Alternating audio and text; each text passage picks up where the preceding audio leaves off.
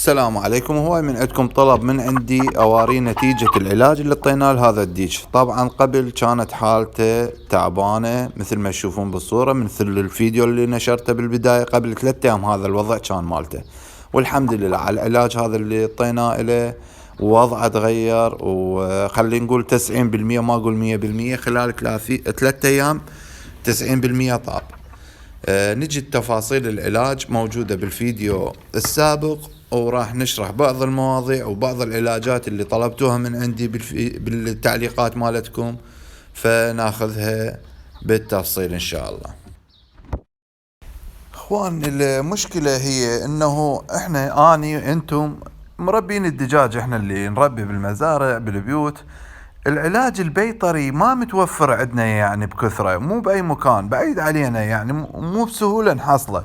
بس العلاج البشري اللي ممكن نعطيه للدجاج متوفر بكثرة وبكل مكان، وأثبت جدارته.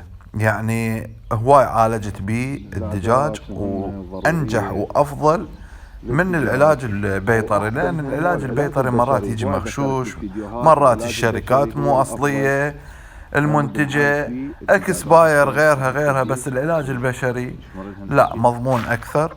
بس لازم نعطي جرعات للدجاج اقل من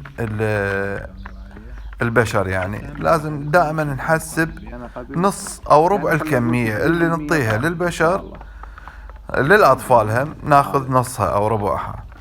العلاجات اللي نستخدمها دائما، العلاجات اللي نستخدمها للالتهابات، مثل هذا الديك شلون كان مريض وتعبان ووضعه لا ياكل ولا يشرب، حصلته فارغة. يعني هسه الحمد لله رجع النشاطه او رجع الوضع الطبيعي. شنو كان عنده؟ كان عنده التهاب، فنعطيه علاج بشري مضاد للالتهابات، يعني انتيبايتك. وعندنا هواي علاجات ممكن نعطيها لهيك حالات. الاوموكسيل اللي جربناه ويا هذا الديك واللي اعطانا نتيجة، علاج متوفر وسعره رخيص. بس تعطيه اذا ام 500 تعطيه مرة واحدة باليوم، واذا 250 على هذا الحجم مال الدجاج، هذا الديك كبير ضخم، تعطيه مرة واحدة، او ام 250 مرتين. والعصارة هاي اللي قدامكم، هاي هم التهاب، يعني تشتغل على العيون. اي ورم يصير بالعين بالوجه بالجفن نستخدم له هاي، لان واسعة الطيف، يعني هاي مو فقط معقمة، لا تشتغل شغل الانتيبايوتيك، بس اختصاصها للجلد وللعين. يعني ما تقدر تطي بالفم، فقط الورم الوجه والعين هاي هواي يشتكون من هاي الحالات المرضية اللي تصير.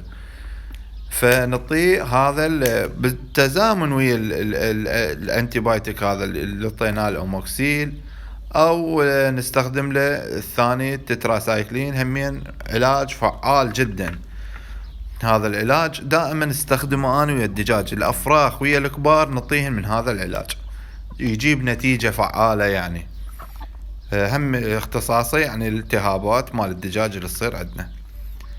العلاج للإسهال، إسهال يصير عند الأفراخ دائما يصير إسهال، والكبار همين، فنعطيهن الفلاجين يعطيك نتيجة مضمونة، لأن دائما مجربه أنا.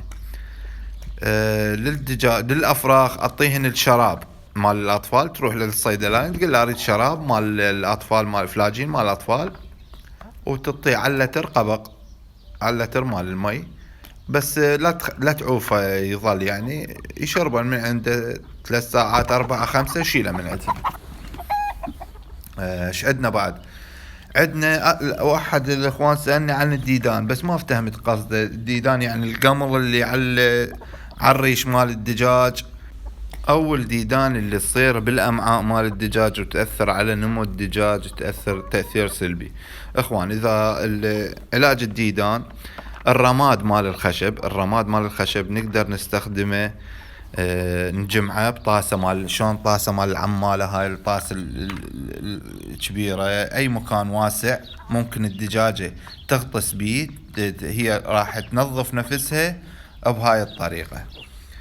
او اذا الديدان اللي داخلية ممكن نعطيها هم علاج بشري مال اطفال، شراب مال اطفال يعالج الديدان. هم تروح للصيدلي ويعطيك اياه هذا الشراب تستخدمه هميا للدجاج، وراح يعطيك نتيجة مضمونة.